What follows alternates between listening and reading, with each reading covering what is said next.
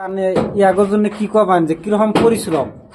এগুলোর জন্য মানে কি আপনারা মানে এরা তো কাম এ জায়গা বহুত খাটনি বহুত তো বহুত দূরে থেকে এই জায়গায় কাজ করতে লাগে মানে বহুত পরিস্থিতি মানে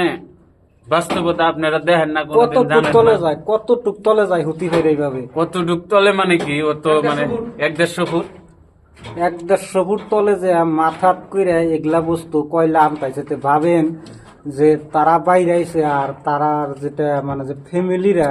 তারা ঘরে গুনে ফোন দিয়ে কয় গাদা পয়সা দেওয়া হলে যে পয়সাটা যে আসে কোনে কোনে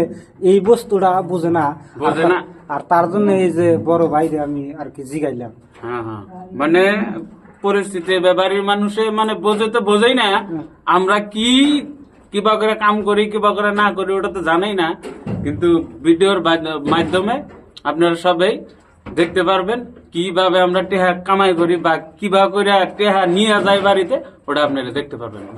ভিডিওর এই মাধ্যমে যে অলরেডি জাঙ্গো চাষা দেন কয়লা নিয়ে আইছে কতটুকু ওজন হবো ইয়া কমসে কম 1 কুইন্টাল কমসে কম এই যে দাদা যাই